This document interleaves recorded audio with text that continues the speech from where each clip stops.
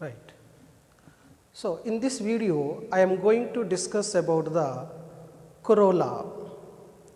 So, corolla is the second whole of the flower.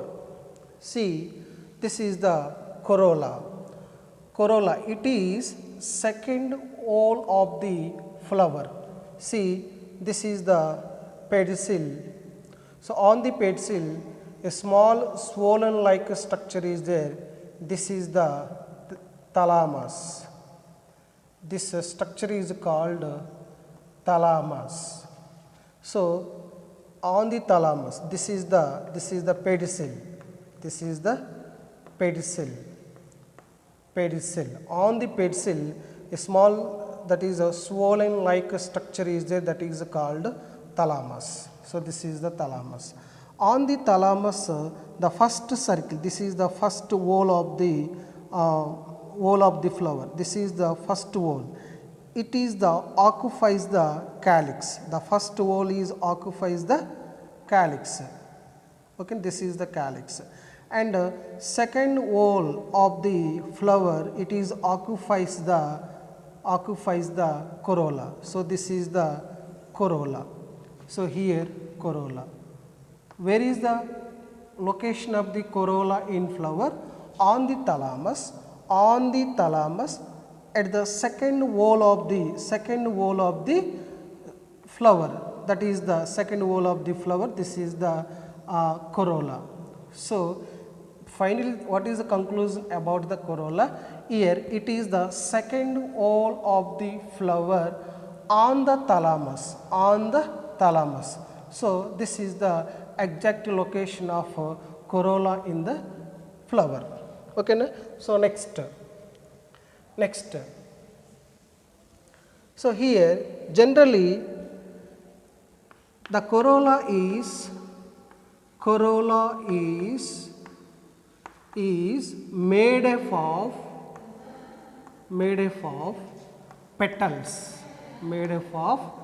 petals. So, this is the petals. So, in some flowers the petals are appears like bright colored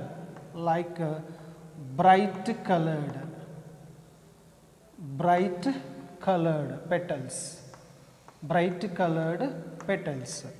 So, why the petals are bright in colored? Because of the due to the presence of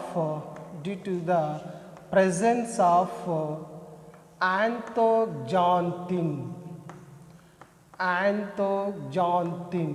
So, this is the one type of pigment in petals. So, some flowers petals appears like bright colored due to the presence of the anthocyanin. Okay, na? So, what are the main functions of the corolla? Corolla means it is made up of petals. The petals are bright in colored, and one more function of the corolla, the petals are attracts the insects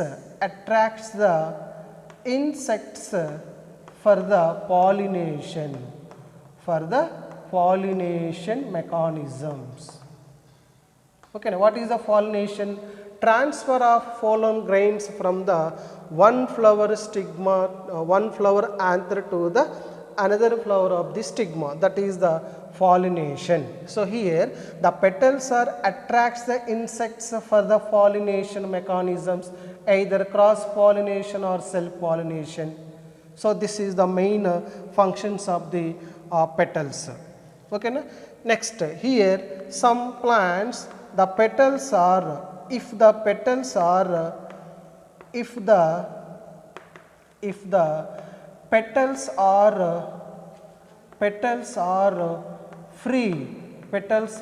free, they are called polypetalous condition. Polypetalous. What is the polypetalous? If the petals are free, they are called polypetalous condition. So, what are the examples of the polypetalous condition? That is the hibiscus petals. Hibiscus petals. Okay. So, here in hibiscus petals are polypetalous condition. Next, if the petals are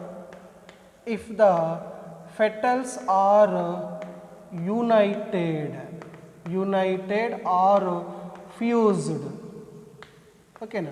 So they are called gamopetalous. They are called gamopetalous. Examples for the gamopetalous: petals of datura. Okay, na? So this is the example for the gamopetalous condition. So if the petals are free, polypetalous. Example, petals of hibiscus. If the petals are united, that is they are called gamopetalous. What are the examples for the gamopetalous? That is the petals of the datura. So these are gamopetalous condition and polypetalous condition. So in some flowers there is no petals. In some flowers. So that condition is called apetalous.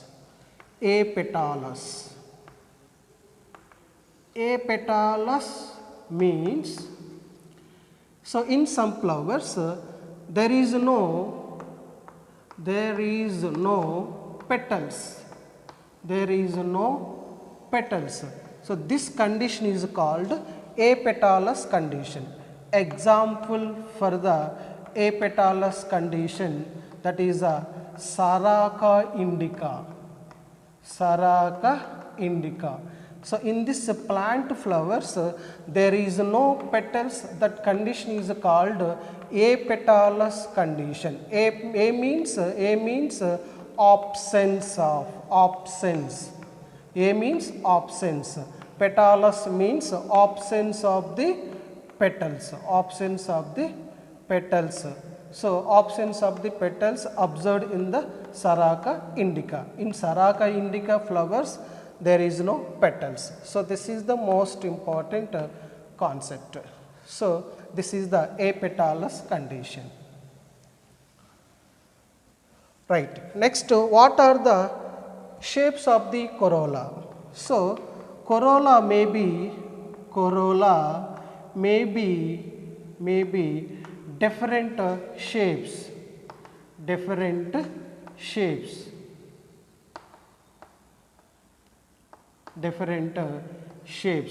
So the first shape of the corolla is called tubular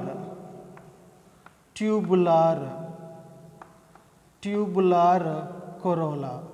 So here the corolla appears like a cylindrical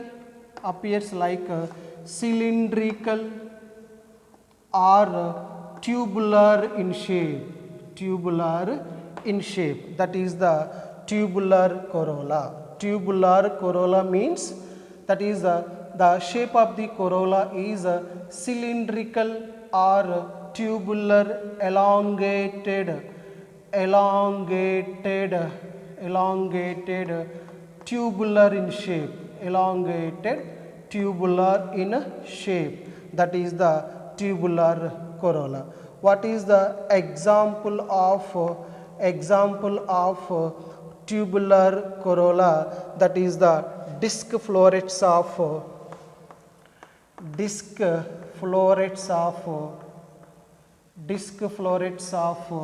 helianthus. So this is the example for the tubular corolla. So next, second shape of the corolla, that is the bell shaped.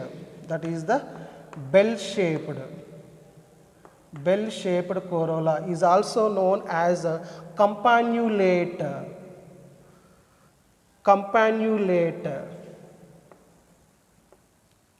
campanulate, campanulate corolla. So in this shape of corolla, what is the shape of the corolla? Bell shaped. So corolla is like, appears like, that is a bell shape, that is called campanulate corolla. What is the example for the campanulate corolla? Campanula. Example is campanula. Campanula flower, that petals or appears like bell shaped or campanulate corolla. So this is the second shape of the corolla. So next, third shape of the corolla. Third shape of the corolla. Here, third shape of the corolla is called, that is a funnel shape. Funnel shaped corolla is also known as infundibuliform. Infundibuliform corolla. Infundibuliform corolla. So in this shape of the corolla is appears like funnel shaped. Okay na? So what are the example for the funnel shaped corolla? Funnel shaped corolla, that is the petals of datura. Petals of datura are appears like funnel shaped. So next, the last shape of the corolla, that is the rotate corolla. Rotate or wheel shaped corolla. Wheel shaped corolla. So what is the main structure of the wheel shaped corolla? Means that is here the petals are short. Here petals are short, and its limbs are right angle to its. The limbs means petals are